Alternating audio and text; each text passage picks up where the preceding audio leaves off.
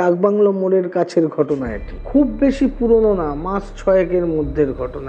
হঠাৎ করে একদিন আমার কাছে ফোন এলো আমার বন্ধুর, বলল রাত্রিবেলা নিজে নিজে দরজা খুলে বেরিয়ে যায়, বেরিয়ে গিয়ে যখন ফিরে আসছে তখন দেখছি হাতটা কাটা। ঘটনা ঘটলো সেই দিন সন্ধেবেলা থেকে। আয়নার সামনে বসে আমার বোন মাথার চুল আঁচড়াচ্ছে, চুলের এইখান দিয়ে রক্ত গড়িয়ে পড়ছে।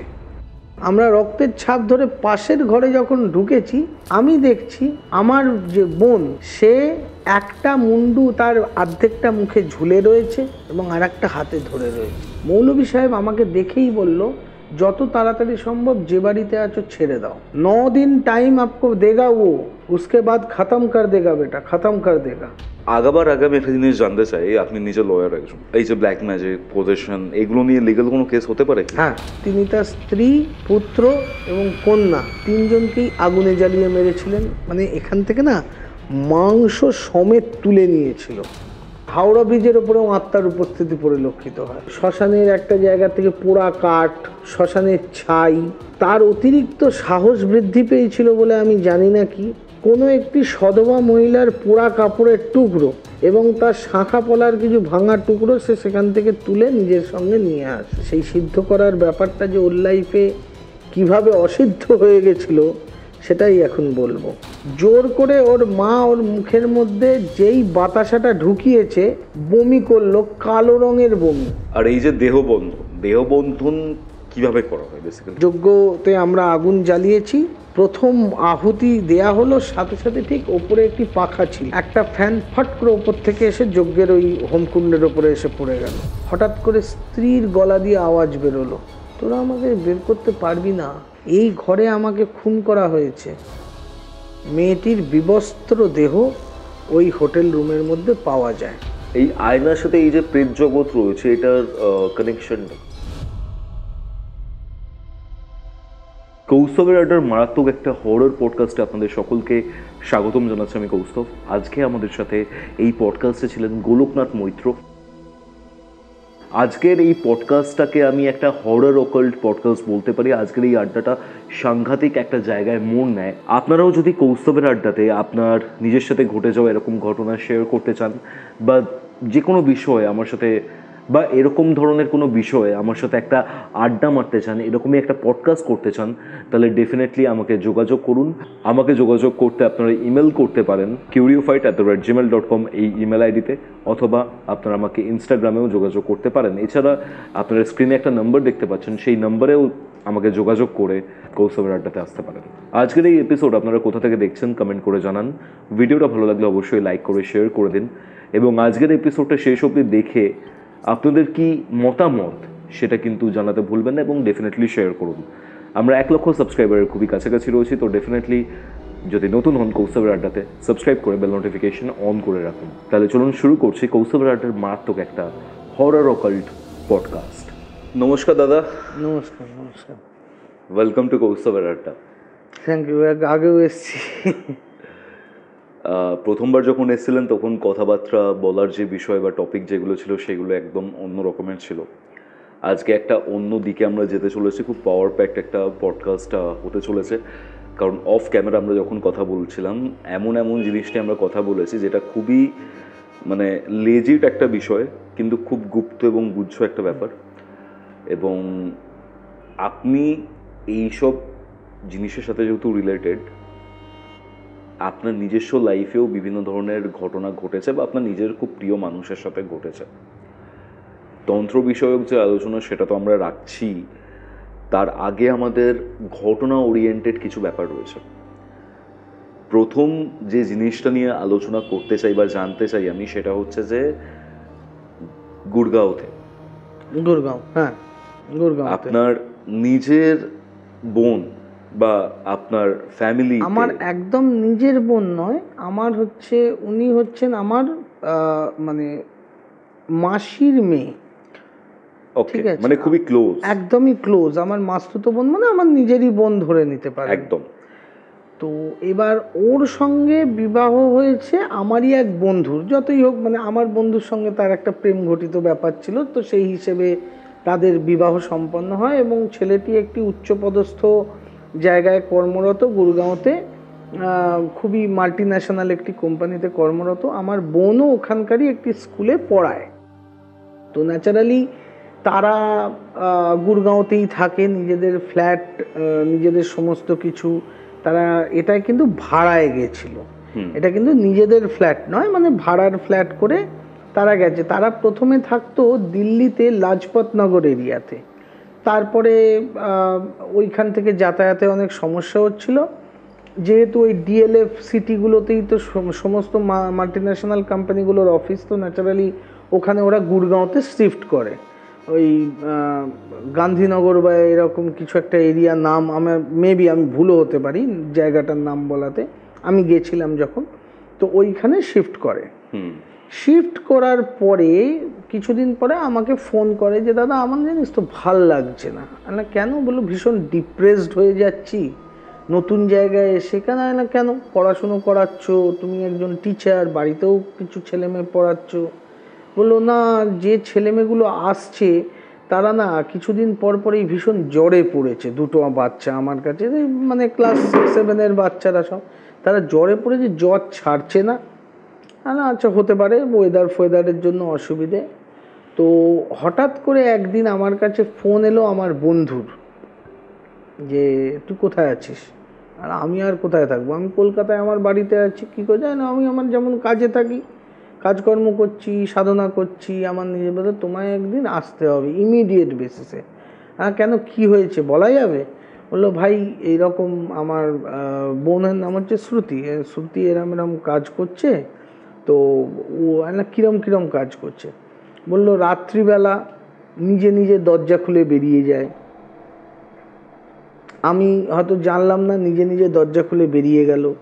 বেরিয়ে গিয়ে যখন ফিরে আসছে তখন দেখছি হাতটা কাটা। তারপর একদিন আমি দেখলাম যে উদ্ভ্রান্তের মতো উস্কো খুস্কো চুলে ও ঢুকছে, মানে হঠাৎ করে দেখি বাড়ির দরজা তো একবার ভেতর থেকে খোলা যায়, বাইরের থেকে তো আর খোলা যাবে না চাবি ছাড়া। ও বাইরের থেকে এসে একদিন, আমি গভীর ঘুমে ঘুমোচ্ছি, তখন বাজে ভোর 4টে 4:30, হঠাৎ দেখি বাইরে অসংখ্য ডোরবেল বাজছে। আমি পাশে দেখি শ্রুতি নেই।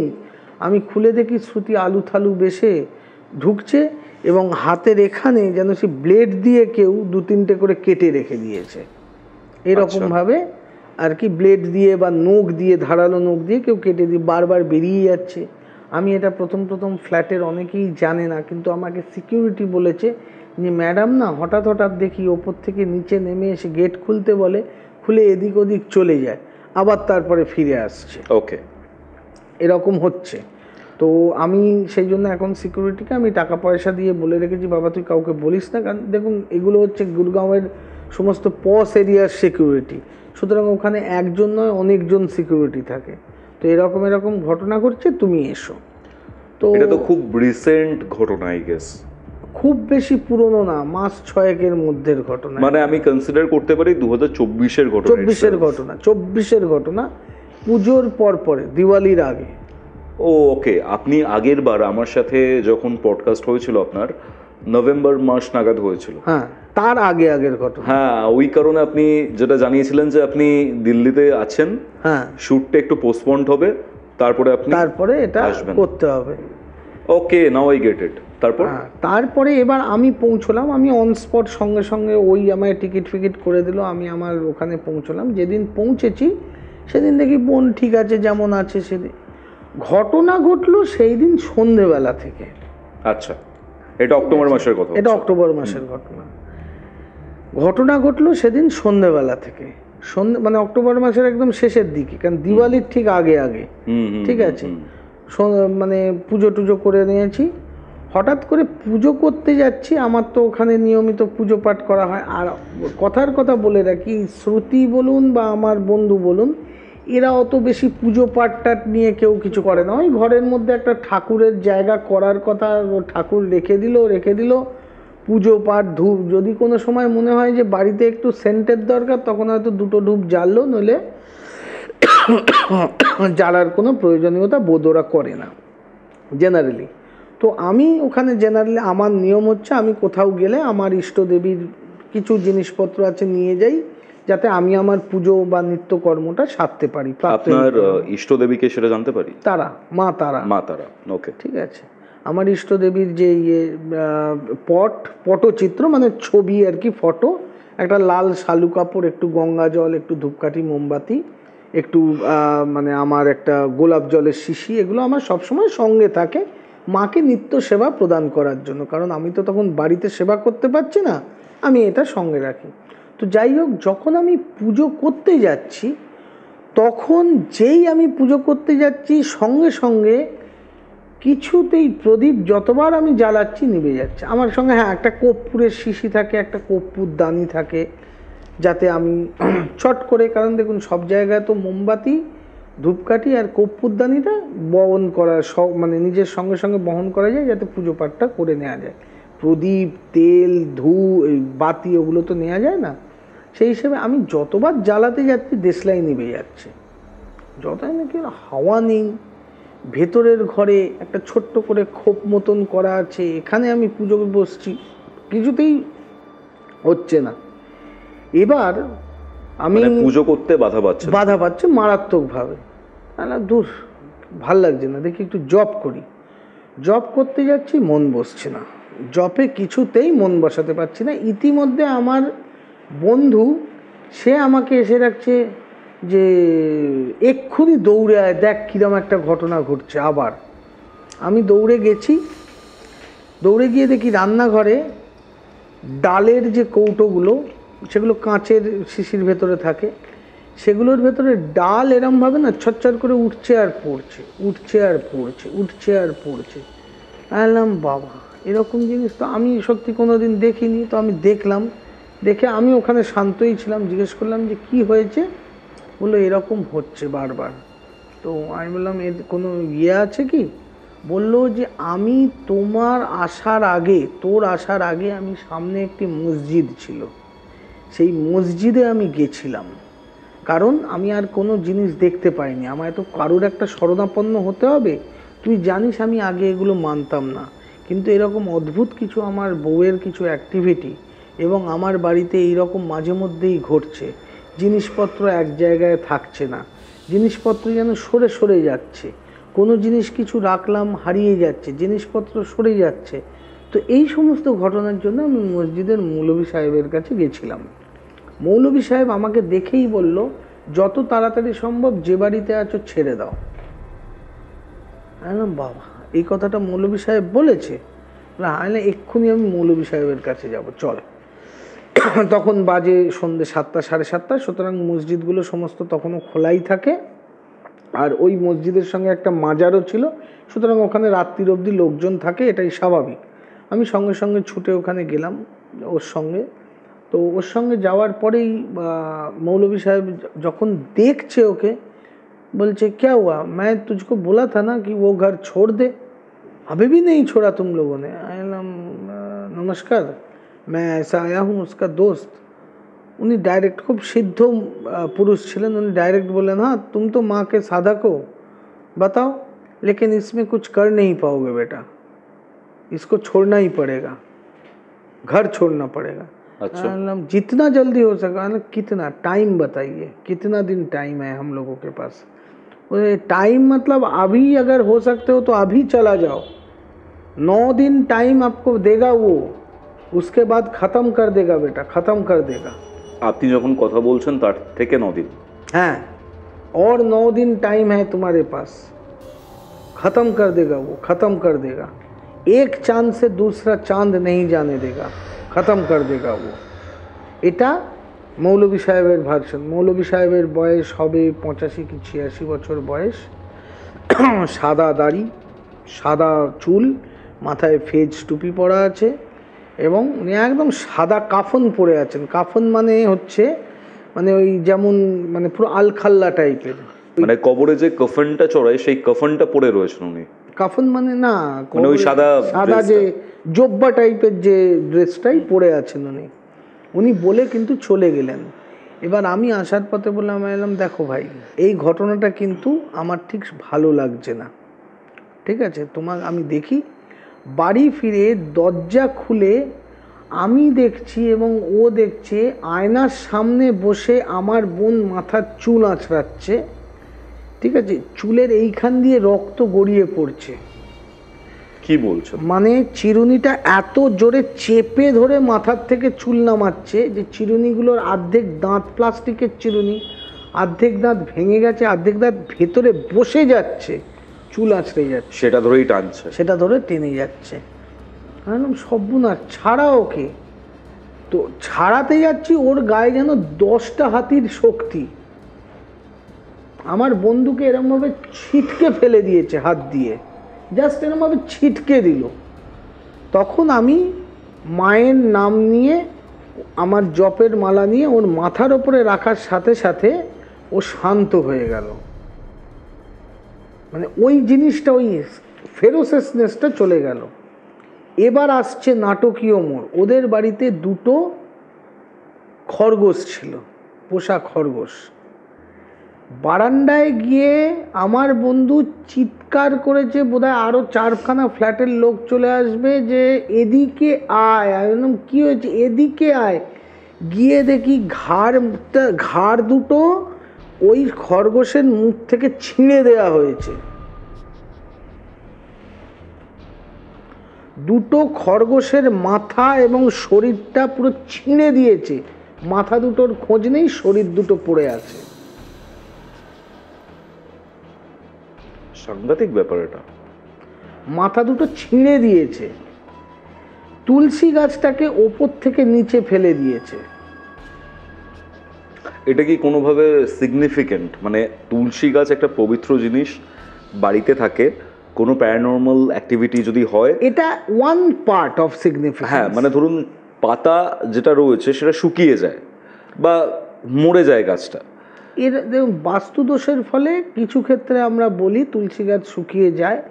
এবার আমি যদি কোথাও ঘুরতে যাই, যদি তুলসী গাছকে জল না দিই, তুলসী গাছ এমনিই শুকিয়ে যাবে। এক্স্যাক্টলি, ঠিক আছে। তো এই যে তুলসী গাছটা ফেলে দিয়েছে, এটা কি কোনোভাবে প্রোটেক্টিভ একটা লেয়ার? অবশ্যই একটা না কিছু তার তো অসুবিধে হচ্ছিল।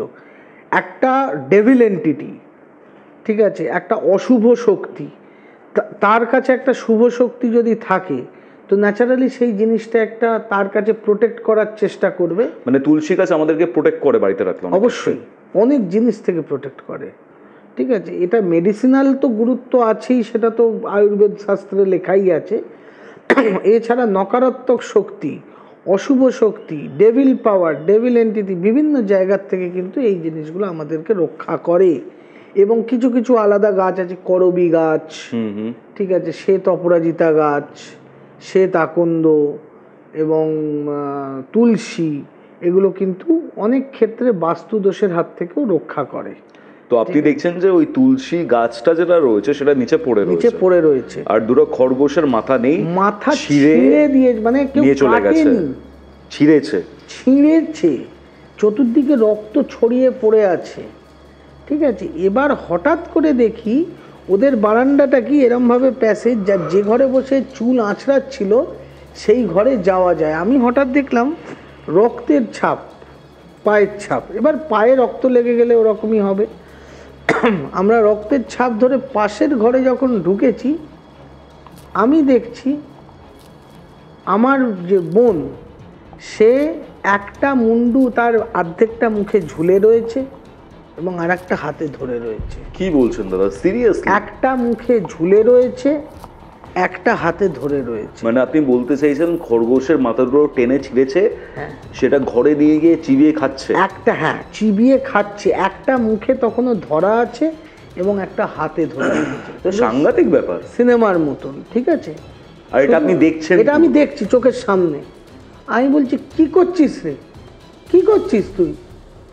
আমি ঠিক এরকম ভাবে, ঠিক এই কি করছিস তুই, আরো অনেক উচ্চ স্বরে। আর আপনার মাসির মেয়ে যাকে আপনি ছোটবেলা থেকে দেখেছেন? আমি যাকে ল্যাংটো পিছনে মানুষ করেছি, যাকে বলা যায়, ঠিক আছে, আমার থেকে অনেক ছোট, ঠিক আছে, বেশ ছোট। মানে আমি তাকে কোলে পিঠে করেছি, দেখেছি, সে আমার বাড়িতে এসেছে, থেকেছে, খেলেছে। কারণ আমার বন্ধু আমার থেকে ধরে নিন 4-5 বছরের ছোট। এবার তার থেকেও 4-5 বছরের ছোট হচ্ছে আমার বোন। মানে আমার থেকে প্রায় 10-11 বছরের ডিফারেন্স আমার বোনের সাথে আমার। ন্যাচারালি ও একদম ছোটোর থেকেই আমার কাছে, মানে আমি দেখেছি আমাদের ইয়ে। তো আমি বলছি কি করছিস রে, ও যে তাকালো না, যে লুকটা দিল না, শরীর কেঁপে গেল আমার। আমার এখনো ওইটা মনে পড়ে, আমার ভেতরের শরীর রোম খাড়া হয়ে যাচ্ছে, যে ও যে লুকটা দিল না, সেই লুক আমি মানে ব্যক্ত করতে পারবো না যে সেই লুকটা কি লুক। একটা অদ্ভুত ঘোলাটে চোখ, একটা অদ্ভুত ঘোলাটে চোখ, এরম নয় যে সে কোনো সিনেমা টিভির মতন না যে চোখ সাদা হয়ে গেছে, মনি ছোট হয়ে গেছে, সেরকম না। একটা অদ্ভুত ঘোলাটে চোখ, মুখের মধ্যে একটা হিংস্র দৃষ্টি। এবার আমার বন্ধু, কি করছোটাকে তুমি পাগলামো বলে ওকে যেই ধরতে গেছে, জাস্ট এরমভাবে ধাক্কা দিল আমার বন্ধুকে। আমার বন্ধু গিয়ে পাশে ওদের কাঁচের শোকেসটা ছিল, কাঁচের শোকেসের ওপরে পড়লো, ওর মাথার এই জায়গাটা কেটে এখান দিয়ে রক্ত পড়তে শুরু করলো, আর একটা কাঁচ ভেঙে, মানে ওর পিঠে ঢোকেনি, মানে ভেতরে ভেঙে ঢুকে গেছে। আমি বললাম ইমিডিয়েটলি বেরোতে হবে। আমি কি করব, আমি ছুটে গেলাম, গিয়ে ওই আসন থেকে মায়ের ছবিটা তুললাম। ছবিটা তুলে আমি নিয়ে এসে বুকের কাছে রাখলাম, এবং আমার ঝোলা আমি তুললাম, তুলে কোনো রকমে গঙ্গা জলে ছিটে মারলাম ওর ওপরে, দেখি কি হয়। বুঝতে পারছি না তো কিছু, কারণ এইরকম আমি দৃশ্য কোনোদিন আমার ততদিনের, ধরুন এটা মানে আমি এইরকমভাবে, দেখুন অনেক জিনিস দেখেছি সারা জীবনে, এরমভাবে খরগোশের কাঁচা মুন্ডু চিবিয়ে খাচ্ছে আমি কোনোদিন দেখি। তার উপরে সেটা আবার নিজের বোন, আমার নিজের বোন, যাকে আমি ছোটবেলার থেকে দেখেছি, যে আমার চোখের সামনে বড় হয়ে উঠেছে, সে এইরকম অবস্থা। আমি আমার বন্ধুর হাত ধরলাম, ওকে বললাম একে জড়িয়ে ধর। আমি সামনে একটা শাড়ি ছিল ওর, সেটা দিয়েই ওকে পেঁচিয়ে ধরে নিয়ে, ধরতে পারছি না এত শক্তি, আমি মায়ের ছবিটা ওর বুকের ওপরে বসিয়ে দিলাম, শাড়িটার ভেতরে। সঙ্গে সঙ্গে ও কিরম নেতিয়ে গেল, সঙ্গে সঙ্গে ওকে নিয়ে বেরিয়ে এসছি। তো বেরিয়ে আসার পর কি দেখলেন? বেরিয়ে যখন আসছি, তখনও মনে হচ্ছে যেন একটা অদ্ভুত একটা, মানে কীরকম যেন একটা অদ্ভুত টাইপের একটা মানে ফিলিংস হচ্ছে, যেন কেউ পেছন থেকে আমাদেরকে আটকাতে চাইছে, কিন্তু আমরা চাইছি না ওখানে থাকতে। আর কেউ যদি আমাদেরকে মানে ডাকতে চায় যে আয়, সেরকম একটা ফিলিংস হচ্ছে। তবু আমি বললাম চলো নিচে, চলো নিচে। সারা রাত আমরা ওইখানেই বসে থাকলাম। মা তারার ফটোটা ভেতরে রয়েছে, শাড়ি দিয়ে পেঁচানো। ওকে নিয়ে প্রায় 1 থেকে 1.5 ঘন্টা, কারণ তখন প্রায় বাজে রাত্রি 10:30 11টা, ঠিক আছে। এমনিতে ওখানে লোকজন আছে, সারা রাত বসে থাকাটা ভুল বললাম আমি। 1-2 ঘন্টা বসে রইলাম। তারপরে আমি ফোন করলাম, ওখানেই আমার বড় পিসি থাকেন, ঠিক আছে। বড় পিসেমশাই মারা গেছেন, বড় পিসি থাকেন। ও আমার বড় পিসির মেয়েও ওখানেই থাকে, ওরাও সব চেনে একে। এই যে ঘটনাটা এরা কিন্তু ওদের সঙ্গে শেয়ার করেনি, কারণ চেনে, কিন্তু অতটাও তো, কারণ এটা আমার মায়ের দিক থেকে, ওটা আমার বাবার দিক থেকে, ওরা চেনে একে অপরকে, ঠিক আছে, কিন্তু সেরকম তো নয়, সে কোনো জিনিসই ওদের সঙ্গে শেয়ার করেনি। আমি বড় পিসিকে ফোন করলাম, কারণ কোথায় থাকবে ওরা, আর এখানে তো থাকতে পারবে না, অসম্ভব ব্যাপার। বড় পিসিকে ফোন করলাম, ফোন করে সেখানে নিয়ে যাওয়ার ব্যবস্থা করলাম। প্রায় 1-2 ঘন্টা পরে, কারণ আমার বড় পিসিরা থাকে দিল্লিতে, আপনার পাহাড়গঞ্জ এরিয়াতে, দারিয়াগঞ্জ থেকে গুরগাঁও গিয়ে, তারপরে আমার জামাইবাবু তিনি গেলেন, গিয়ে ওদেরকে নিয়ে আমরা সবাই বড় পিসির বাড়িতে আগে এলাম। এসে ওখানে প্রথমে স্থির হলো। যখন ওখানে আনা হয়েছে, তখন আমার বোনের শরীরে প্রায় শক্তি নেই বললেই চলে। ওকে আমি খুলিয়ে দিলাম, খুলিয়ে দিয়ে ওকে যেটুকু যা প্রয়োজনীয় কর্ম করার, সেটা আমি ওখানে ঝেড়ে বা করে দিলাম। কেউ দেখেনি যে লাইক এরকম ভাবে একটা ছবি রয়েছে বোনের মধ্যে শাড়ি দিয়ে পেঁচানো? বলছি, ওইটাই বলছি। এবার যখন আমি ওকে নিয়ে আসছি, এবার জামাইবাবু বলছে ওকে না বেঁধে রেখেছো কেন? বললাম তুমি চুপচাপ চলো, আমি পরে তোমাকে সব বলছি, এখন বলার মতন অবস্থায় আমরা নেই, ঠিক আছে। ইনিশিয়ালি যাওয়ার আগে শেয়ার করেন কিচ্ছু? কিচ্ছু করিনি। কিচ্ছু বলা হয়নি, কারণ আমার তখন এখন ওদেরকে নিয়ে বাইরে বের করতে হবে, ওই অঞ্চলেই আমি থাকবো না বলে ঠিক করলাম। কারণ ওখানে যদি আমি থাকি, ফিউচারে যদি কোনো প্রবলেম আসে, দেখুন এগুলো অশুভ শক্তি, সুতরাং এই শক্তি কোথার থেকে কি করবে, কখন করবে, এগুলো আনপ্রেডিক্টেবল। আর সেম এরিয়াতে রয়েছে এই সকল অশুভ শক্তি যারা রয়েছে, তারা আমাদের তো পিছু নিয়ে নেয়। অবশ্য পিছু মানে এরা মানে দূর দূরান্ত থেকে পিছু নিতে পারে, এ তো সাধারণ দিল্লি তো গুড়গাঁওয়ের মানে পাশাপাশি ব্যাপার। তো এবার সেই জন্য আমরা তাকে গিয়ে, আমি তাকে যখন বাড়িতে রাখলাম, বড় পিসি বলছে যে কি হয়েছে, কেন সব বলছি, আগে ঢুকতে দাও। আমরা ওকে ঘরে গিয়ে পুরো আমি ওর উপরে ক্রিয়াকর্ম যেটুকু দরকার সেটা করে, ওর শাড়ি টাড়ি ছাড়িয়ে, যখন ও জ্ঞানে ফিরলো, ও বলছে দাদা আমি কোথায়? তুই আমার পিসির বাড়িতে, চিন্তা করিস না, ভীষণ দুর্বল লাগছে। আমি জানি তোর দুর্বল লাগবে, ভীষণ দুর্বল লাগছে। বললো আমার ভীষণ খিদে পেয়েছে। ও বললো আমার ভীষণ খিদে পেয়েছে। যখন খিদে পেয়েছে বললো, আমি তখন ওর মুখ দেখে বুঝলাম ওই এন্টিটি আর ওর মধ্যে নেই, সাধারণ মানুষের মতন। প্রথমে ওকে একটু বিস্কুট জল দেয়া হলো, আমি বললাম বিস্কুট জল ছাড়া এখন ওকে কিছু দিও না। এবার বড় পিসি এসে বারবার বলছে ওর জামায় রক্ত কেন, ওর মুখে এই জায়গাগুলোতে রক্ত লেগে আছে কেন, ওর হাতে রক্ত লেগে আছে কেন, বল কোথায় ছিল, যেমন মায়েদের পিসিদের যেমন কোয়েশ্চেন, এটা কেন ওটা কেন। দিদি বলছে দাঁড়াও না, আগে কাজটা হোক, আমি বলছি, জিজ্ঞেস করছি সব। তারপরে ওকে আমি বললাম দিদি আগে, মানে আমার পিস্তত দিদিকে বললাম আগে ওকে পরিষ্কার করাও। ওকে পরিষ্কার পরিচ্ছন্ন করিয়ে সমস্ত কিছু করে, আমার কাছে বিশেষ কিছু জিনিস ছিল সেগুলো দিয়ে আমি ওকে বললাম ও স্নানের জলে দিয়ে ওকে স্নান করিয়ে, স্নান করানোর পরে একটা ঘটিতে গঙ্গা জল নিয়ে, আমার কাছ থেকে যে গঙ্গা জল ওতে নিয়ে ওইগুলো মিশিয়ে ওকে আগে স্নান করিয়ে দাও, ওকে শুদ্ধ করো। শুদ্ধ করে তারপরে ওকে আমি বললাম এবার ওকে ভাত টাত খাইয়ে শুইয়ে দাও।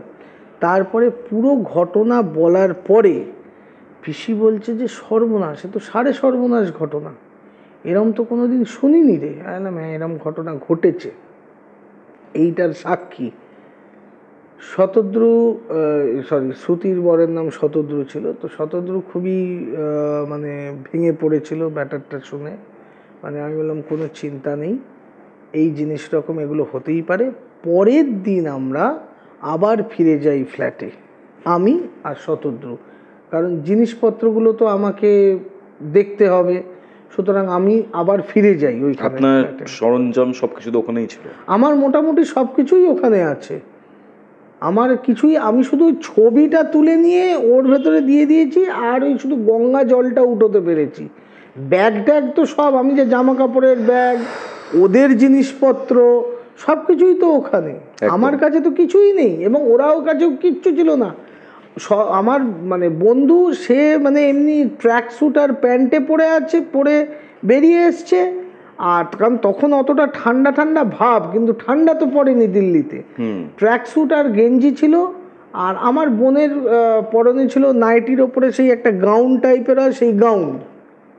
আর আমার পরনেও ছিল সিম্পল, আমি তখন ওখানে বোধহয় পুজো করতে বসেছিলাম বলে, হ্যাঁ আমার তখন মনে আছে আমি তখন রক্তবস্ত্রে ছিলাম সেটা, but that is at the time of পুজো বলে।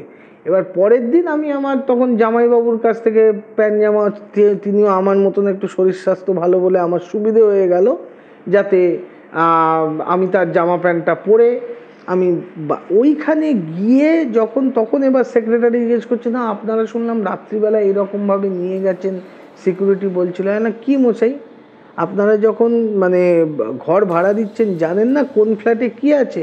বলে কোন ফ্ল্যাট? 702B। যেই সেক্রেটারিকে বলা, সেক্রেটারি একটু চুপ হয়ে গেল। মানে আপনি চুপ হলেন কেন? বলুন, ঘটনা বলুন, নইলে কিন্তু আমি পুলিশে রিপোর্ট করব যে আপনারা এইরকম ওখানে। আমি এইটাই বলবো যে এরকম ব্ল্যাক ম্যাজিক প্র্যাকটিস করে ওরকম ঘর বন্ধ করে রাখা রয়েছে। আগাবার আগে আমি একটা জিনিস জানতে চাই, আপনি নিজে লয়ার একজন, এই যে ব্ল্যাক ম্যাজিক, পজেশন, এগুলো নিয়ে লিগ্যাল কোনো কেস হতে পারে কি? হ্যাঁ, আমাদের সংবিধানে ব্ল্যাক ম্যাজিক প্র্যাকটিস করা কিন্তু আইনত দণ্ডনীয় অপরাধ। কিন্তু ল কি এই ব্ল্যাক ম্যাজিক, হোয়াইট ম্যাজিক, এই যে বিষয়টা, এই বিষয়টা কি আদৌ স্বীকৃতি দেয়? না, ল স্বীকৃতি দেয় না, কিন্তু কিছু ক্ষেত্রে ব্ল্যাক ম্যাজিকের চর্চা বা ব্ল্যাক ম্যাজিকের প্র্যাকটিস করা এবং অন্যের ক্ষতি করা বা ক্ষতির চেষ্টা করা বা অন্যের মনে আঘাত আনা, মেন্টাল হ্যারাসনেস করা এবং অন্যকে ভয় দেখানোর মধ্যে এটা পড়ে। আমি যদি কাউকে থ্রেট করি, ভয় দেখাই, ঠিক আছে, সেটা কিন্তু একটা ইললিগাল ম্যাটার, ঠিক আছে। তো সুতরাং সেই ক্ষেত্রটা হিসেবে আমরা ব্ল্যাক ম্যাজিক প্র্যাকটিসেরও একটা ধারা আছে, আমার এই মুহূর্তে মনে পড়ছে না সেই জায়গাটা। এই যে মানে শুধু ব্ল্যাক ম্যাজিক বলে না, সেখানে অনেকগুলো জিনিসই আছে এইগুলো প্র্যাকটিস, এবং তার ফলে যদি কারুর মেন্টাল হ্যারাসনেস বা ফিজিক্যাল হ্যারাসনেস হয়, সেটা কিন্তু আইনত দণ্ডনীয় অপরাধ। দণ্ডনীয় মানে সেখানে একটা জরিমানা ধার্য করা আছে, খুবই সামান্য। কিন্তু দেখুন, এটা আমাদের ধর্মপ্রধান দেশ, আমাদের সংস্কৃতি পরম্পরাতে এই যে তন্ত্র সাধনা, সেই ক্ষেত্রে অনেক সময় বিভিন্ন ক্ষেত্রে বিভিন্ন জিনিস শেখার ক্ষেত্রে এই ব্ল্যাক ম্যাজিকের প্রয়োজনীয়তা পড়ে। সুতরাং সেই ক্ষেত্রে এখানে সেই রকমভাবে কোনো রকম বাধ্যবাধকতা নেই। মানে আছে আবার নেই, এটা হচ্ছে আছে নেই।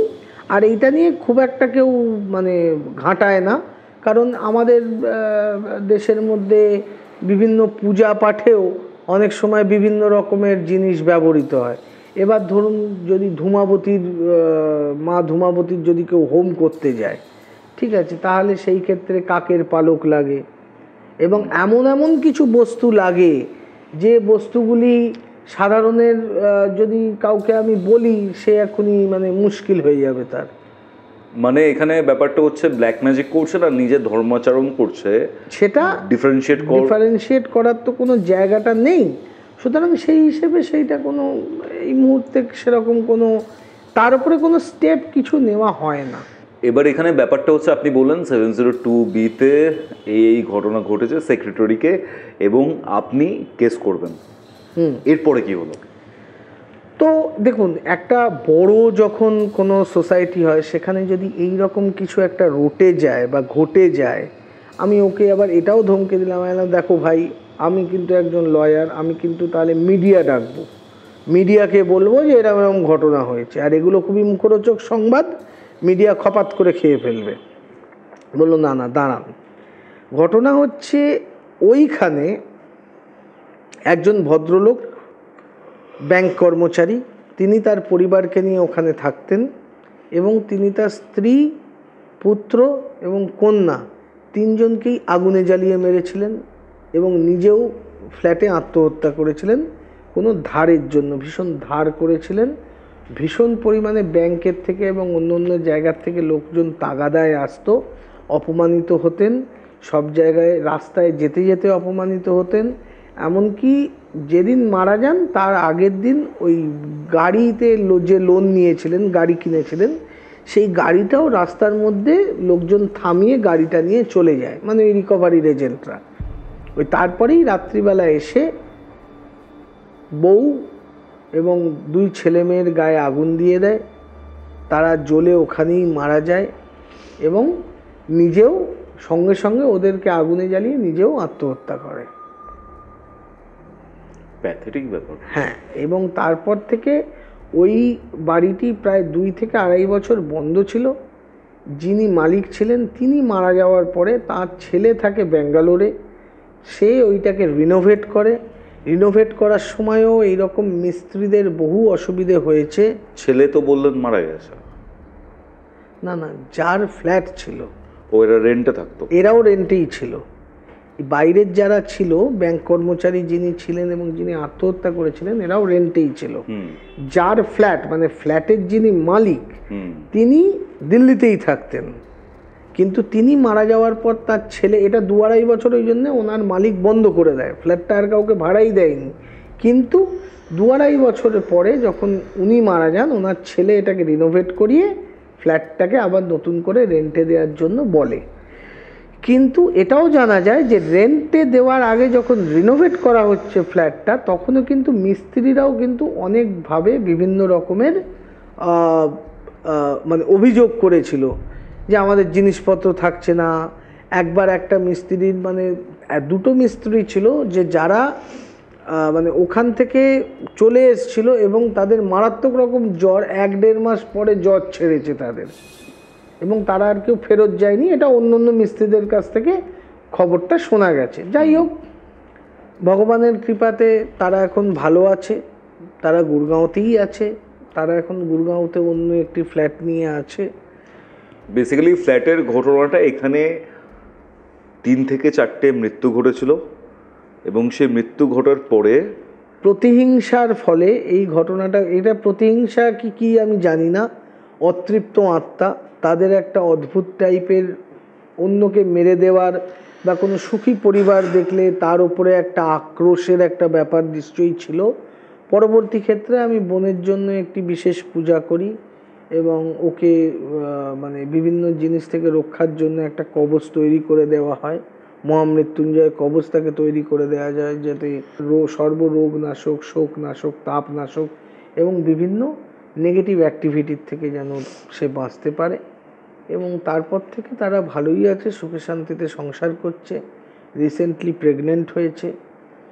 তো মাথার এই জায়গার দাগটা কিন্তু এখনও আছে। মানে যদি কোনো দর্শক বলে যে মিথ্যে ঘটনা বলছি, আমার সঙ্গে তিনি যদি যান, আমি সেই বাড়িও দেখিয়ে দেবো। 702B এখনও বন্ধ হয়ে পড়ে আছে, এবং আমার বোনের মাথায় মানে এখান থেকে না মাংস সমেত তুলে নিয়েছিল, মানে আঁচড়াতে গিয়ে, যে প্রথমে বলছিলাম আঁচড়াচ্ছিল, মাংস সমেত এখান থেকে পুরো চিলে গেছিলো। এই জায়গাটা ওর পুরো টাক টাইপের হয়ে আছে এখনো। একটা কথা বলুন, এই যে বিদেয়ী আত্মা যারা রয়েছে, তারা কি আপনার বোনকে পজেস করে নিয়েছিল প্রথমে? না, পজেসড করার চেষ্টা করেছিল, পজেস পুরো করতে পারেনি। যদি পজেস করতো তাহলে কিন্তু আরও ভয়ানক রকমের ক্ষতি হতো, আমার বন্ধুকেও মেরে দিতে পারতো, এবং নিজের ওপরে হার্ম করার চেষ্টা হচ্ছিল। ওরা কিন্তু ট্রাই করছিল জিনিসটাকে কমপ্লিট পজেস করে নেওয়ার। তার আগে মা তারার অসীম কৃপা এবং ওই মৌলভী সাহেব যিনি আমাদেরকে আগের থেকে সাবধান করেছিলেন, ওনাকেও আমি ধন্যবাদ জানাই। ওনার জন্যও কিন্তু আমি মানে যখনই একটুখানি বিপদ দেখেছি, সঙ্গে সঙ্গে আমি ওদেরকে বের করে নিয়ে আসতে পেরেছি। নইলে কিন্তু হয়তো আমি কিছু হয়তো চেষ্টা করতাম, সেটা হয়তো অনেক দেরি হয়ে যেত, may be or may not be, কিন্তু এটা মানে মুশকিল হয়ে যেত। এই যে ধরুন, একটা জিনিস আমি শুনেছি যে এই যে অতৃপ্ত আত্মারা রয়েছে বা যারাই রয়েছে, তারা একটা পার্টিকুলার জায়গাতে আবদ্ধ হয়ে থাকে, কিন্তু এরা নদীটাকে পেরোতে পারে না। এটা কি ঠিক?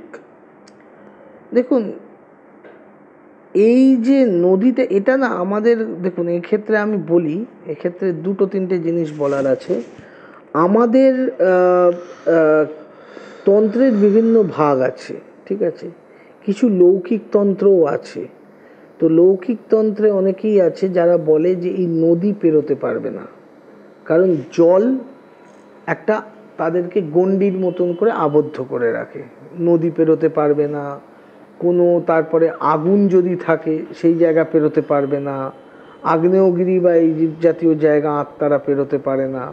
কিন্তু এগুলো সম্বন্ধে আমার মনে হয় না এরম কোনো ব্যাপার আছে বলে। যদি কেউ পেরোতে চায়, কারণ ব্রিজের ওপরেও আত্মার উপস্থিতি দেখা গেছে, তাহলে নদীর কি করে, নদী তো শুধু মাঝ নদীতেই দাঁড়িয়ে আছে বলা যায়, নদী পেরোতে পারবে না। কিন্তু আমি তো মানে হাওড়া ব্রিজের ওপরেও আত্মার উপস্থিতি পরিলক্ষিত হয়। হাওড়া ব্রিজের ওপরে? হাওড়া ব্রিজের ওপরে বহুবার বহু লোক বহুভাবে বিভিন্ন অশরীরীকে মানে জাস্ট চাক্ষুষ নয়, অনুভব করতে পেরেছেন, এবং বিভিন্ন অশরীরীর উপস্থিতি তারা হয়তো বুঝতে পারছেন। কাছে গেল কিছু নেই, তাহলে তারা কি করে এলো? হ্যাঁ, এখানে আরেকটা ব্যাপারও খুব প্রযোজ্য। যখন কোনো আত্মা কারোর পিছু নিয়ে নেয়, জুড়ে যায়, তাহলে জুড়ে যাওয়া অবস্থাতেও তো নদী পেরোনোর সেটা ব্যাপারটা হচ্ছে সে আমার মাধ্যমেই আসছে, তখনও তো ওই নদীটা গণ্ডি হিসেবে কাজ এবার করতে আমি পারছে না। যেমন অনেক জায়গায় যেমন জুড়ে যায় লোকে, যেমন আমারই আরেকটি ঘটনা আছে, সেটি বলবো পরে। যেমন মানে সে গেছিল একটি জায়গায়, মানে একটা শ্মশান, তার শ্মশান দেখার খুব শখ, সে শ্মশান দেখতে গেছে। এবার শ্মশান দেখতে গিয়ে সে কী করেছে যে সে নিশ্চয়ই ইউটিউব বা ফেসবুকে কোথাও, হ্যাঁ আর একটা জিনিস বলে দিই, এই ইউটিউব ফেসবুক দেখে তন্ত্রচর্চা লোককে ছাড়তে হবে, নাহলে কিন্তু ভয়ানক ক্ষতি। এটাও একটা আছে। সে মানে শ্মশানের একটা জায়গা থেকে পোড়া কাঠ, শ্মশানের ছাই এবং তার অতিরিক্ত সাহস বৃদ্ধি পেয়েছিল বলে আমি জানি না কি, কোনো একটি সধবা মহিলার পোড়া কাপড়ের টুকরো এবং তার শাঁখা পলার কিছু ভাঙা টুকরো সে সেখান থেকে তুলে নিজের সঙ্গে নিয়ে আসে। আমি এগুলো দিয়ে সাধনা করব। সাধনা করব? হ্যাঁ, ইউটিউবে দেখেছি। কালো কম্বলের আসনের নিচে শ্মশানের ছাই রেখে আমি আসন বানাবো, আর যে সধবা মহিলার জিনিসপত্র আমি এনেছি সেগুলোকে দিয়ে আমি সিদ্ধ করব। ঠিক আছে, সেই সিদ্ধ করার ব্যাপারটা যে ওর লাইফে কীভাবে অসিদ্ধ হয়ে গেছিল সেটাই এখন বলবো। ঠিক আছে, তারাপীঠের ঘটনায় তারপরে আসছি, এটা হঠাৎ করে মনে চলে এলো। ঠিক আছে, তো সেই ছেলেটি বাড়িতে এনেছে এই জিনিসগুলো, তারপর থেকে ওর জ্বর। এবার কম্বলের তলায় রেখে সাধনা করবো। বাড়ি ফিরে এসে তিনি তো সাধনা শুরু করলেন, কী মন্ত্র একমাত্র তিনিই জানেন।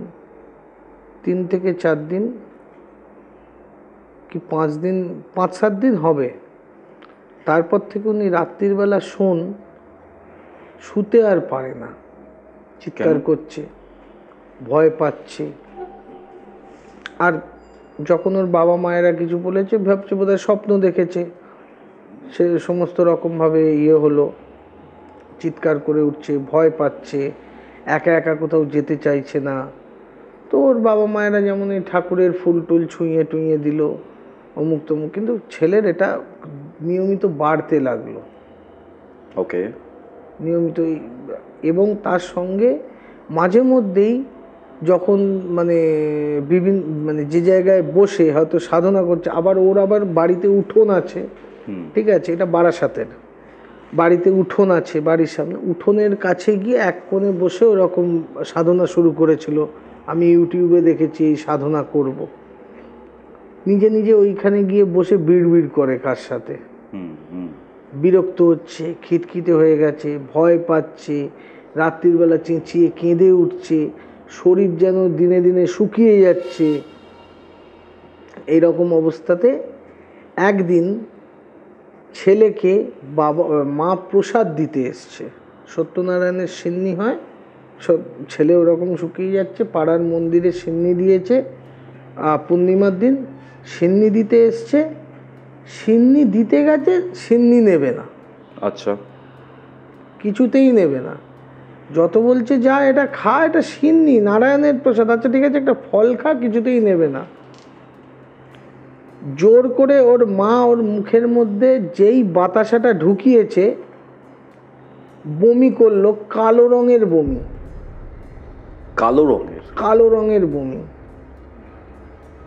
কালো রঙের বমি করেছে এবং সঙ্গে সঙ্গে অজ্ঞান হয়ে পড়ে গেছে।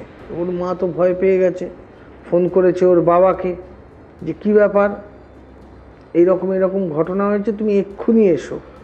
ভদ্রলোকদের দোকান আছে, আর বারাসাত কলেজের কাছেই, বারাসাত স্টেট ইউনিভার্সিটির সামনেই আছে এই জেরক্স, ফ্যাক্স, স্ক্যান, প্রিন্ট এইসবের দোকান, প্লাস বই খাতা, মানে স্টেশনারি দোকান আছে।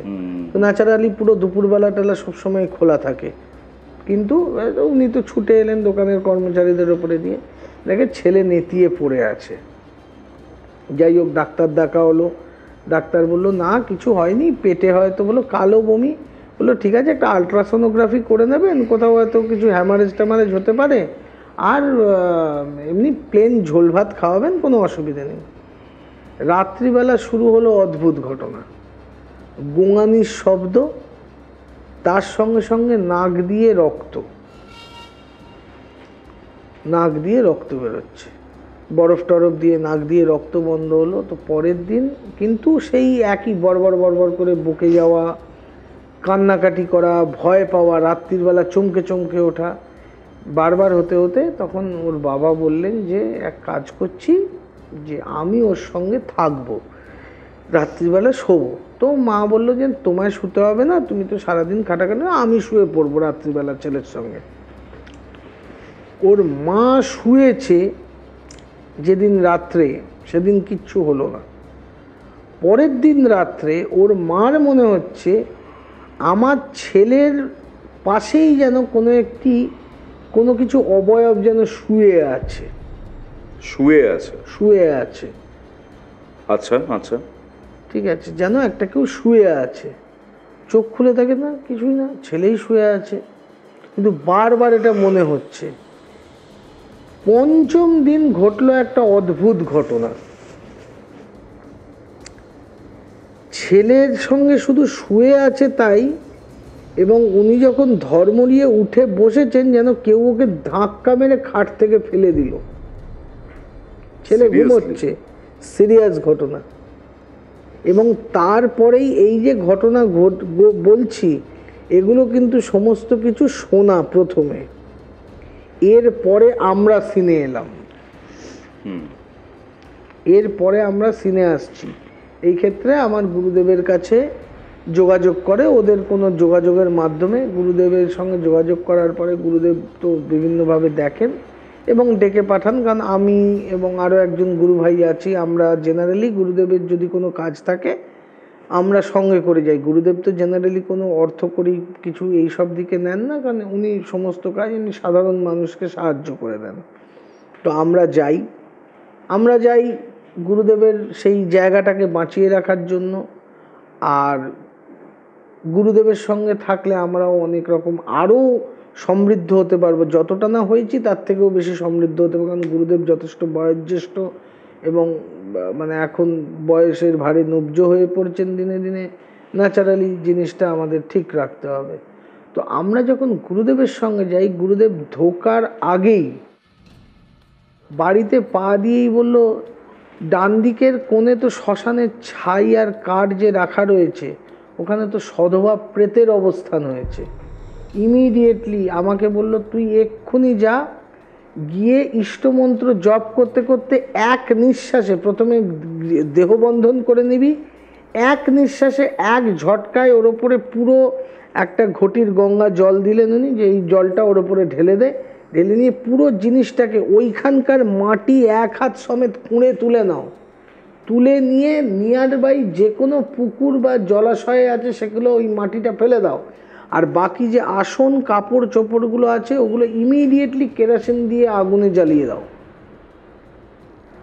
আমি যাচ্ছি নিতে, মনে হচ্ছে যেন কেউ আমাকে টেনে ধরে আছে আমার পা, মনে হচ্ছে। কিন্তু যেহেতু ইষ্টদেবীর কৃপা এবং দেহবন্ধনের ফলে কেউ কিছু করতে পারেনি, প্রথমে ওইটা করা হলো। তারপরে যেই ঘরে পা দিয়েছে, ছেলের তো চেহারা, সে চোখের মধ্যে ডার্ক সার্কেল পড়ে গেছে, চেহারা বেশ খানিকটা খারাপ হয়ে গেছে, শরীর ভেঙে গেছে। সেই ছেলে হঠাৎ করে উঠে বসে দেখে খিলখিল করে হেসে উঠল, আবার অজ্ঞান হয়ে পড়ে গেল। এই রকম অবস্থা।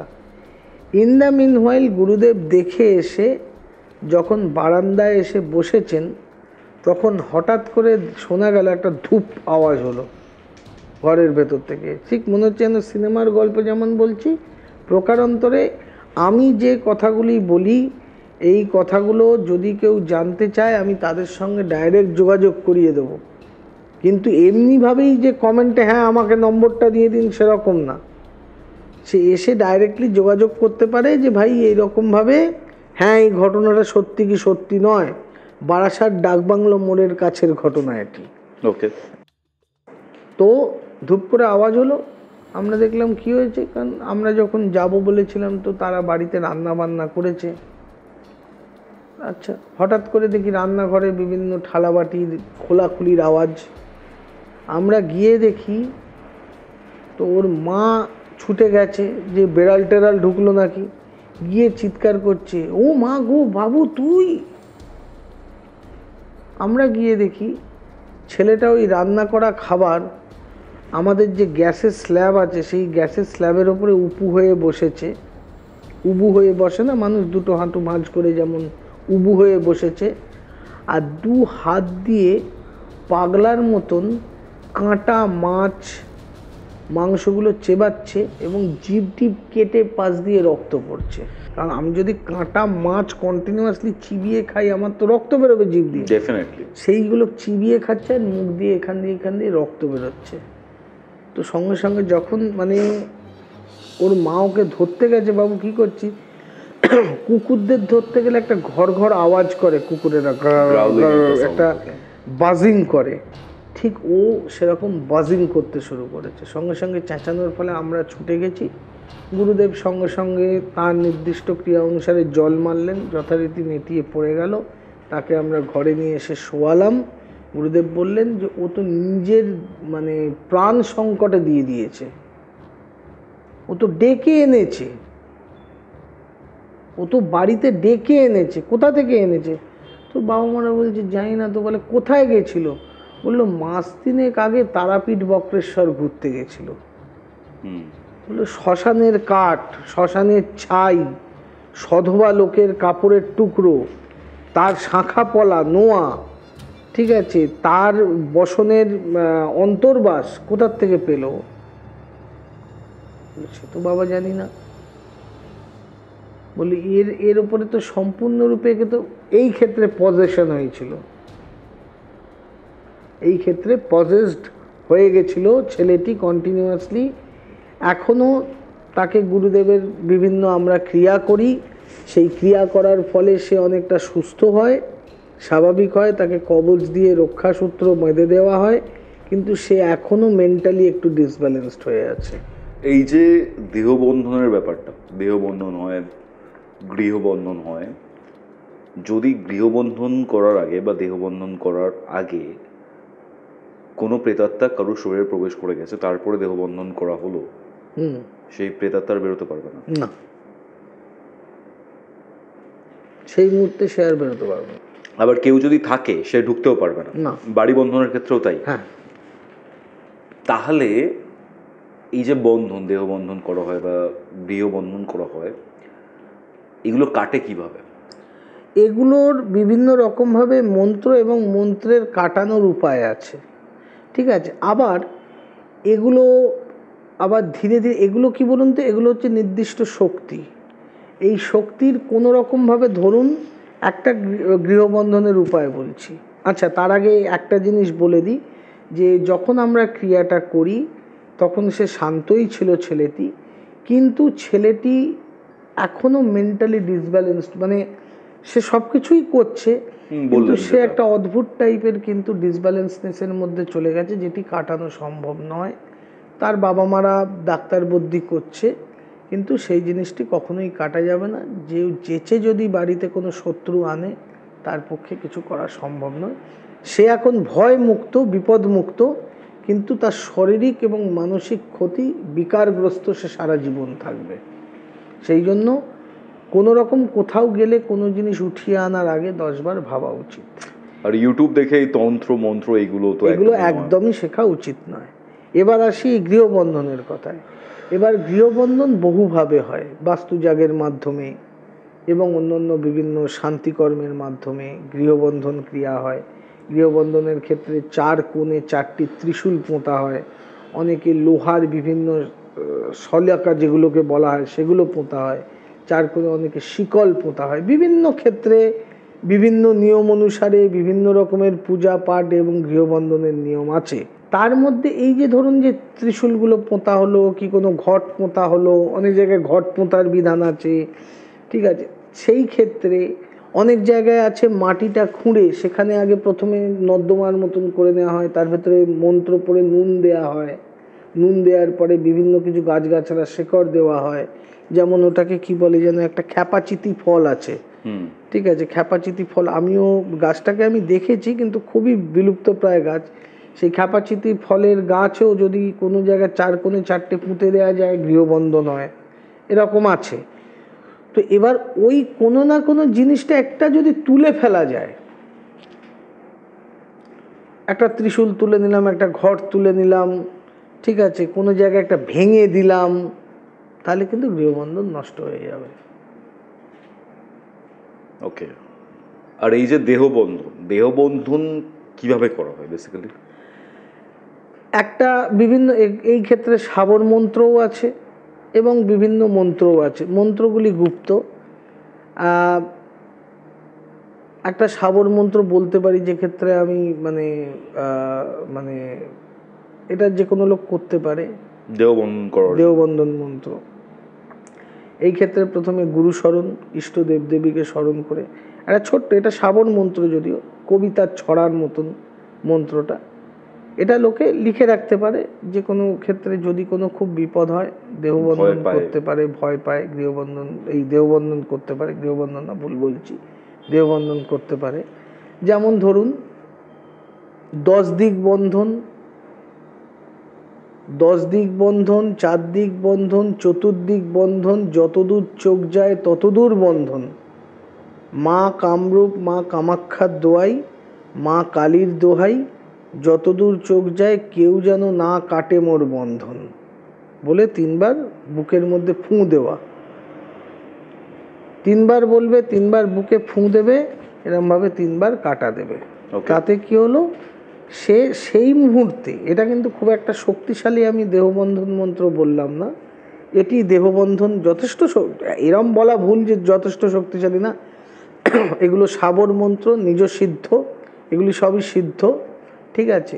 এই ক্ষেত্রে এই যে মা কামরূপ কামাখ্যার দোহাই, মা কালীর দোহাই, এই যে আমরা দিয়ে দিলাম, এই ক্ষেত্রে দেহবন্ধন এটি যথেষ্ট কার্যকরী দেহবন্ধন। এবং কোথাও কোনো জায়গায় ভয় পেলে, কোনো অপদেবতার আবির্ভাবের সংকেত পেলে, এইভাবে দেহবন্ধন করে মানুষ যদি থাকে, সেই ক্ষেত্রে তার নিকট আপদ বা বিপদ যেগুলো আছে সেগুলো সেই মুহূর্তে কেটে যাবে। এবার আসি, আমাদের একটি ঘটনা ঘটেছিল তারাপীঠে। তারাপীঠে আমার এক তারাপীঠের কাছাকাছি একটি হোটেল, একদম প্রপার তারাপীঠে নয়, ওরা একটু দূরে, যেহেতু ওটা টুরিস্ট হিসেবেও ওরা আর কি রাখতে চেয়েছে, যে রাস্তার লোকজনও ওই সময় নিচের হোটেলটা, খাবার হোটেলটাও ওখানেও চলবে, এখানেও চলবে। আবার লোকে যারা একটুখানি দূরে অনেকে থাকতে চায়, একটু শান্ত নিরিবিলি জায়গার জন্য, সেখানেও চলবে। একটু দূরে, 1 কিলোমিটার দূরে, মুন্ডমালিনী তলার কাছে ওরা হোটেলটা নিয়েছে। তো হোটেলটা নিয়েছে, একটি তলাতে কিছুতেই কিছু করা যাচ্ছে না। আচ্ছা। সেখানে যেই থাকে তারাই ভয় পায়। ওকে। যেন মনে হয় নিজে নিজে জল চলে যাচ্ছে, দরজা বন্ধ হচ্ছে, কোনো না কোনোভাবে, মানে এমন একটা অদ্ভুত সমস্ত ঘটনা ঘটে, কেউ ওখানে থাকতে চায় না, এমনকি হোটেলের স্টাফেরাও ওই ইয়েতে ওঠে না। ওকে। তো যথারীতি আমরা গেলাম, মানে গুরুদেবের সঙ্গে আমরা গেলাম, গিয়ে আমরা প্রথমে, এটা যদিও খুব যে মানে ঘটনাটা কীরকম, একটা অদ্ভুত ঘটনার সম্মুখীন আমরা হয়েছিলাম। এই ক্ষেত্রে আমরা যখন ওখানে প্রথমে উঠি, ওই ফ্লোরে কিন্তু আমরা কেমন কিছু বুঝিনি। আমরা বললাম ঠিক আছে, তাহলে আমরা থাকবো, এই ঘরেই থাকবো। যে ঘর পাশাপাশি 2টো ঘর, মাঝখানে একটা দরজা আছে, তো সেই ঘরে, একটা ঘরে গুরুদেব আর গুরুদেবের আরেকজন শিষ্য ছিলেন, আমি আর আমার আরেকজন গুরু ভাই আর একটা ঘরে। রাত্রিবেলার থেকে শুরু হলো প্রবলেম, যেন জল খোলা আছে। আমি গিয়ে দেখলাম জল সত্যিই চলছে, কেউ চালিয়ে দিয়ে গেছে, বন্ধ করলাম। ফিরে এসে শুনলাম, দেখলাম পাশের রুম থেকে জল খোলার আওয়াজ। গুরুদেবকে গিয়ে জিজ্ঞেস করলাম, গুরুদেব আপনি গেছিলেন, বা দাদা গেছে কি? বললো না, দেখতো, দেখি জল খোলা। তো গুরুদেবকে বললাম, গুরুদেব বললেন শুরু হয়ে গেছে। হঠাৎ করে দেখলাম যে যেন মনে হচ্ছে বারবার আলোগুলো দপ দপ দপ দপ দপ দপ দপ দপ করছে, এরকম। তো সেই রাত্রিটা এইভাবে কাটলো। গুরুদেব বুঝলেন যে এখানে কিছু না কিছু একটা ঘটনা আছে। বললো দেখো, এখানে তো লোকজন ভয় পাবেই, এক কাজ করি, আমি এখানে একটা যজ্ঞ করব। আমি দেখলাম একটা যজ্ঞ করতে হবে, তারপরে আমি এটাকে বেঁধে দেবো, তাতে তোমাদের অসুবিধা হবে না। খেলাটা শুরু, যজ্ঞ যখন শুরু হচ্ছে, যেই যজ্ঞটা শুরু হলো, যজ্ঞতে আমরা আগুন জ্বালিয়েছি, প্রথম আহুতি দেয়া হলো, সাথে সাথে ঠিক ওপরে একটি পাখা ছিল, ছোট হাই স্পিড যে ফ্যানগুলো হয় না, হোটেলে জেনারেলি 4টে করে, একটা রুমে 4টে করে ওই হাই স্পিড ফ্যান থাকে। একটা ফ্যান ফট করে ওপর থেকে এসে যজ্ঞের ওই হোমকুণ্ডের ওপরে এসে পড়ে গেল। আমরা একটু দূরে সরে গেলাম, ঠিক আছে। গুরুদেব বলল উঠিয়ে ফেলে দে, বাধা দেওয়ার চেষ্টা করছে। আবার যজ্ঞের বেদি সাজা, যজ্ঞের বেদি সাজালাম, সাজিয়ে আগুন দিতে যাচ্ছি। আমার পেছনে একটা লম্বা সাইজের একটা ওই টেবিল ল্যাম্প কাম ইয়ে থাকে না, সেটা এখানে ছিল। ফট করে আমার এখানে পড়লো, এখান থেকে রক্ত বেরোতে শুরু করলো, জোরে লেগেছে রক্ত। উফ! গুরুদেব বললো যাই বাধা আসুক কোনো কিছু না, তুমি এটা শুরু করো। যখন আমরা হোম শুরু করছি, হোম শুরু করার পরে বিভিন্ন রকমভাবে যেন মনে হচ্ছে হাওয়া চলছে, চতুর্দিকে বাতাস চলছে, আনকানি ফিলিংস হচ্ছে। হট করে সামনে রাখা আয়নাটা ফেটে গেল। ফেটে গেল? সামনে রাখা আয়নাটা ফেটে গেল। আচ্ছা। একটা পুরো এরকম ভাবে ফাটার দাগার মরাত আওয়াজ হচ্ছে।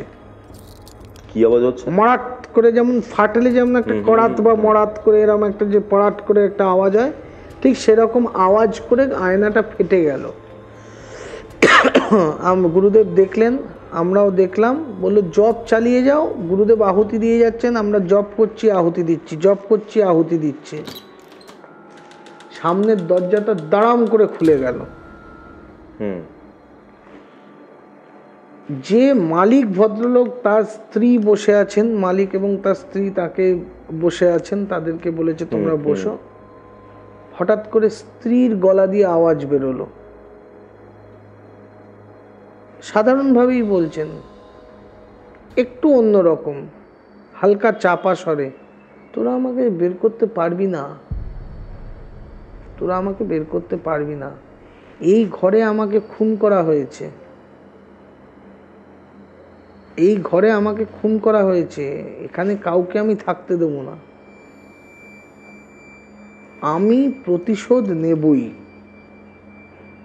গুরুদেব সঙ্গে সঙ্গে একটি ফুল নিয়ে ওর দিকে ছুঁড়ে দিলেন, ভদ্রমহিলা অজ্ঞান হয়ে গেলেন। তারপর আমাদের বিশেষ বিশেষ ক্রিয়া অনুসারে আমরা কিছু ক্রিয়া ওখানে করার সাথে সাথে গুরুদেব এইবার যখন লাস্ট আহুতিটা আমরা প্রদান করলাম, দেখলাম একটা কালো রঙ, হোমকুণ্ডের মধ্যে থেকে একটা কালো রঙের ধোঁয়া দপ করে উঠলো, দপ করে একটা কালো রঙের ধোঁয়া উঠলো, উঠে যেন মনে হলো বেরিয়ে চলে গেল। আর যখন এই যে বেরিয়ে চলে গেল মনে হচ্ছে, তখন যে কটা দরজাটা খোলা ছিল, যে কটা জানলা ছিল, নিজে নিজে খুলে গেল। আচ্ছা। গুরুদেব বললেন এটা বেরিয়ে গেল। ঘটনাটা জানতে পারলাম পরের দিন, যে ওইখানে একটি মেয়েকে নিয়ে এসে রেপ করে মার্ডার করা হয়। আচ্ছা আচ্ছা। ছেলেগুলো সব পালিয়ে গেছিল, এখনো ছেলেগুলো ধরা পড়েনি কোথায় গেছে। মেয়েটির বিবস্ত্র দেহ ওই হোটেল রুমের মধ্যে পাওয়া যায়, এবং তারপর থেকে ওই ফ্লোরটা বন্ধই থাকতো। আগের যে মালিক ছিল, যে লিজে নিয়েছিল, তার সময়কার ঘটনা, সে ওই হোটেলের লিজ ছেড়ে দিয়ে চলে যায়। এবার যে নতুন যে আমাদের যে লোক যিনি লিজ নিয়েছিলেন, আমার গুরুদেবের শিষ্য, তার সঙ্গে এই ঘটনাগুলো ঘটতে শুরু করে। এইভাবে আমরা ওই জায়গা, তারপরে আমরা ওই জায়গাটাতে পুজো করি, বন্ধন করে দিই, পুরো হোটেলকে আমরা বন্ধন করে দিই। তারপর থেকে আর কোনো অসুবিধে হয়নি, কিন্তু এই রকম ঘটনা প্রচুর আমাদের সঙ্গে ঘটতেই থাকে। এবার একটা কথা বলুন, এই যে কাঁচ বা আয়না, এই আয়নার সাথে এই যে প্রেত জগৎ রয়েছে, এটার কানেকশনটা কি? আয়না সবসময় নিজের স্বরূপকে চিনতে সাহায্য করে, ঠিক আছে। আয়না সবসময় আমাদের উল্টো প্রতিবিম্ব তৈরি করে। সেই জন্য আয়না কিন্তু, আমরা তো, এটা তো সাধারণ জগৎ, অতিপ্রাকৃত জগতে নিয়ে যাওয়ার জন্যও কিন্তু আয়না প্রচুর সাহায্য করে। বিভিন্ন ক্ষেত্রে তন্ত্রক্রিয়ার মাধ্যমে, যেগুলো নেগেটিভ তন্ত্রক্রিয়া আছে, সেই ক্ষেত্রে আয়নাকে বিপরীতমুখী ক্রিয়ার জন্য ব্যবহার করা হয়। আমরা একটা সাধারণ জগতে বাস করছি, বিপরীত জগতে নিয়ে যাওয়ার জন্য আয়নার প্রয়োগ করা হয়ে থাকে। আয়না ওই জন্যে বিভিন্ন ব্ল্যাক ম্যাজিকের ক্ষেত্রে ভুডু ক্রিয়া যেগুলো বলা হয় যে পুতুল ক্রিয়া, আফ্রিকান ভুডু ক্রিয়া, আদিবাসী ক্রিয়া, আয়নাটা খুব গুরুত্বপূর্ণ অঙ্গ হিসেবে ব্যবহৃত হয়। এই জন্য আয়না রাত্রিবেলা বলে আয়না ঢেকে শোবেন। অনেক ক্ষেত্রে শুনেছি যে বেড যেটা রয়েছে, বিছানা যেটা রয়েছে, স্বামী স্ত্রী যেখানে ঘুমোতে যাচ্ছেন, মাঝখানে আয়না রাখতে নেই। আয়না প্রতিবিম্ব উল্টো প্রতিফলন করায়। আচ্ছা, ধরুন একটা হাজব্যান্ড ওয়াইফের মধ্যে হয়তো তার প্রেমের মধুর সম্পর্ক জটিলতর উল্টো সম্পর্ক করে দিতে সাহায্য করে। আয়না যেমন ভালো, আবার আয়না তেমন খারাপ, কারণ আয়না প্রতিবিম্ব সৃষ্টি করে, সেটিও উল্টো।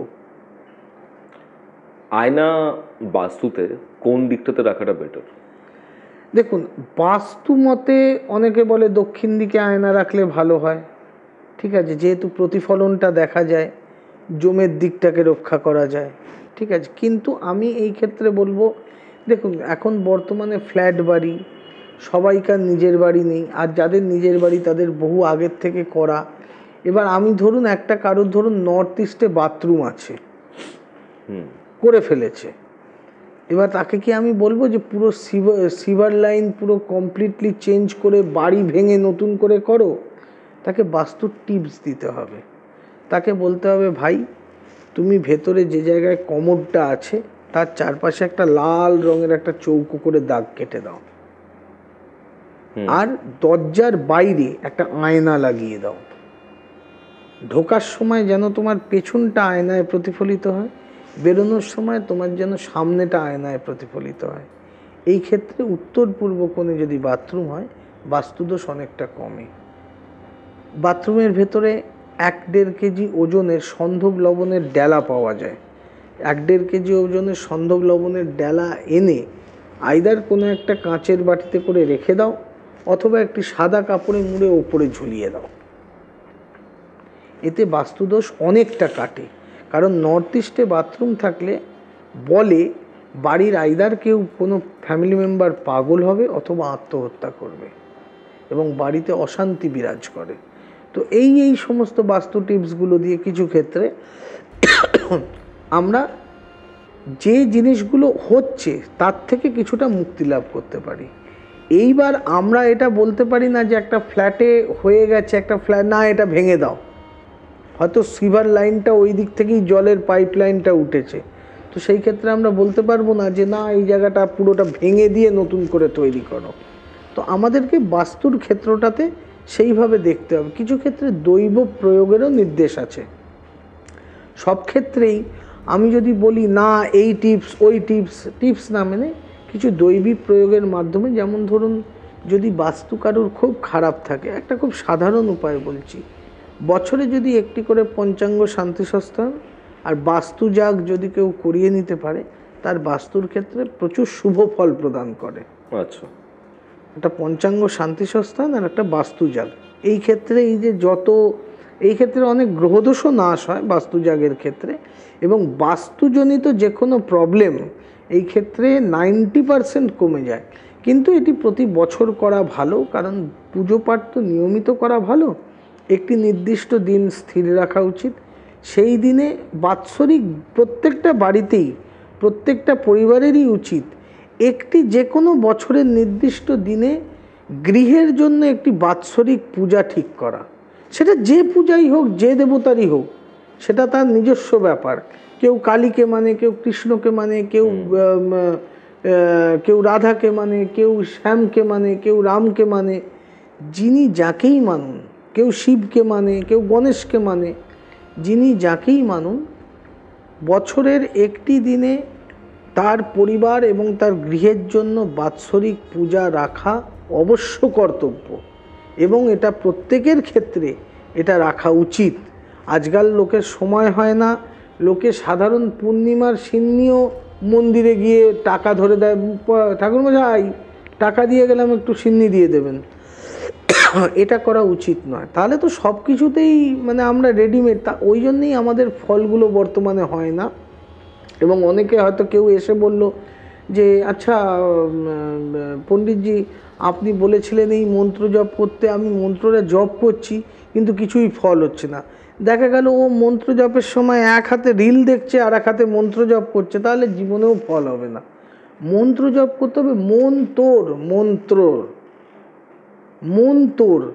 এবার মনটাকে তো একটা জায়গাকে আমাকে তো সেটাকে আকৃষ্ট করতে হবে, তারপরে সেই জিনিসটা আমায় মনকে সেই জাগৃত অবস্থাতে সেই মন্ত্র শক্তির মাধ্যমে দৈবী শক্তিকে আহ্বান করতে হবে।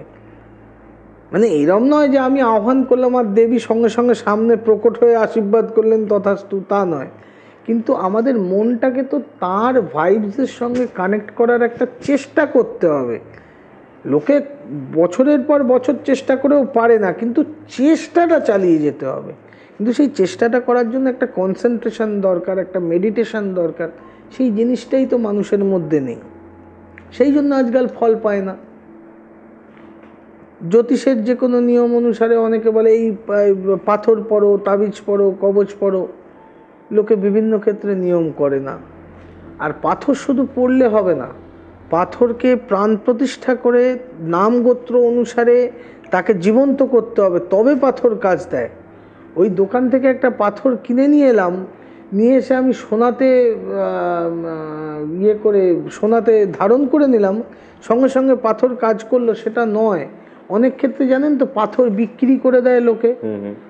আমার হয়তো ধরুন সাপোজ আমার হাতে একটা পোখরাজ আছে, আমার পোখরাজের কাজটা বন্ধ হয়ে গেছে, আমি না ফেরে আমি বড় বাজারের বিভিন্ন দোকান আছে যারা পাথর কেনে, হোলসেলে পাথর কেনে, সেখানে গিয়ে আমি বিক্রি করে দিলাম। ওরা কি পাথরটা ফেলে দেবে? নিশ্চয়ই ফেলে দেবে না। সে পাথরটাকে আবার ঘষে মেজে, হয়তো 6 রতিটা হয়তো 5 রতি হতে পারে, ঘষে মেজে সেটাই আবার বিক্রি করে দিল। তো সামনের আমি মেরে একটা জায়গার থেকে, হ্যাঁ ঠিক আছে, ওই পাথরটা তো একজন এতদিন পড়েছিল, তার তো গুণ, সত্যগুণ, রজগুণ, তমগুণ, সমস্ত গুণাবলী তো সেই পাথরটার মধ্যে গিয়ে ঢুকেছে। তো সেটাকে তো আগে তো সেই পাথরটার থেকে সেই পাওয়ারটাকে, এনার্জিটাকে দূর করতে হবে। তারপরে তো আপনার নাম গোত্র অনুসারে সেই পাথরের অভিষেক হবে। অভিষেক হওয়ার পর তাকে সেই পাথরটাকে জীবন্ত করতে হবে, জীবন দান করতে হবে। জীবন দান মানে হচ্ছে তাকে জাগাতে হবে, পাথরটাকে জাগাতে হবে, তবে তো সেটা পড়তে হবে। আজকাল এই যে মার্কেটে এত শিকড় বাকড়ের দোকান আছে, একটাও শিকড় বাকড়ে কাজ হবে না, কোনো শিকড় বাকড়ে কাজ হবে না। কেন? তার কারণ নিয়ম অনুসারে তো তোলা নয়, এগুলো তো ব্যবসায়িক। শিকড়ে যদি কেউ আসল কোনোভাবে শিকড় তুলে পড়তে পারে তাহলে কাজ হতে বাধ্য, কিন্তু এগুলো তো সব ব্যবসায়িক ভিত্তিতে তোলা, এরা কেউ নির্দিষ্ট নিয়ম মেনে তোলে না। যেমন তোলার নিয়ম হচ্ছে, যে কোনো গাছের শিকড় যদি তুলতে হয় তাহলে প্রথমে একটা তিথি নক্ষত্র দেখে নিতে হবে যে কবে আমি শিকড়টি তুলব। যেদিন তোলা হবে তার আগের দিন সেই গাছটির কাছে গিয়ে গাছকে অনুমতি প্রার্থনা করতে হয়, তাকে ধূপ ধুনো দিয়ে আরতি করতে হয়, তাকে নিমন্ত্রণ করে আসতে হয় যে আমি তোমার শিকড় নিয়ে যাচ্ছি, আমার অমুক কাজের জন্য তোমার শিকড় একটুখানি আমাকে দিও, আমার এই কাজটা হবে এবং তুমি আমাকে এই কাজটা করতে সফলতার আশীর্বাদ প্রদান করো। এবং আবার অনেক সময় গ্রাম বাংলায় একটা ছড়াও প্রচলিত আছে, হিন্দু মুসলমান উভয়ই এই ছড়াটা বলে বিভিন্ন সময় শিকড় আগেকার দিনে ওঠাতো। সত্যযুগের গাছ তুমি কলিযুগে জাগো, যে কাজেতে লাগাই সেই কাজে লাগো, তোমাকে মা কামরূপ কামাখ্যার দোহাই বলে, এরমভাবে দেবতার দোহাই, কেউ বলে দেবতার দোহাই, এইরকমভাবে ওই শেকড়টাকে তুলে এনে সেটাকে যথাসাধ্য গঙ্গা জল, দুধ, মধু এই সমস্ত দিয়ে অভিষেক করে আপনার নামে বা যে পড়বে তার নামে পুরো নাম গোত্র সহকারে অভিষেক করে তারপরে বিশেষ সুতোর মাধ্যমে যদি পড়া যায় তবে সেটা কাজ করে। এখন তো মানে পাড়ার মোড়ে মোড়ে শিকড়ের দোকান, যে যাচ্ছে আমাকে এই দাও সেই দাও, ওরা সঙ্গে সঙ্গে বেঁধে বেঁধে বেঁধে বেঁধে দিয়ে দিচ্ছে, এতে কাজ হয় না। মানে আজকে একটা বিভিন্ন ভ্যারিয়েশনের কথাবার্তা হলো, আমরা বেশ কিছু ঘটনা শুনলাম, বেশ কিছু থিওরিজের ব্যাপারে জানলাম। আপনি আরও অনেক ব্যাপার লাস্টে এসে ডিসকাস করলেন। আশা করছি আজকে যে আড্ডাটা আমাদের হলো সেটা সবার ভালো লাগবে, এবং আপনার থেকে আমার বেশ আরও অনেক কিছু জানার আছে। অডিয়েন্সে যদি কোনো প্রশ্ন থাকে তারাও করতে পারেন। আপনার সাথে এর পরে আরও একবার আমরা বসবো এবং যে কোয়ারিগুলো এই পডকাস্টে করা গেল না, জানা গেল না, সেগুলো ডেফিনেটলি নিয়ে আলোচনা করব। একদম। ধন্যবাদ গোলকবাবু আমাদের পডকাস্টে আসার জন্য। খুব তাড়াতাড়ি আবার দেখা হচ্ছে। ধন্যবাদ। ধন্যবাদ। এটাই ছিল আজকের এপিসোড। কেমন লাগলো সেটা কমেন্ট করে জানান। ভিডিওটা ভালো লাগলে অবশ্যই লাইক করে শেয়ার করে দিন, এবং হ্যাঁ, ডেফিনেটলি আমার সাথে যোগাযোগ করুন এরকমই একটা পডকাস্টে আসার জন্য। ততক্ষণ অবধি কৌস্তবের আড্ডার এরকম আরও কয়েকটি মারাত্মক পডকাস্ট দেখতে, এরকমই আড্ডা শুনতে আপনার মোবাইল স্ক্রিনে আসা ডান দিকের অথবা বাঁ দিকের বক্সে ক্লিক করুন।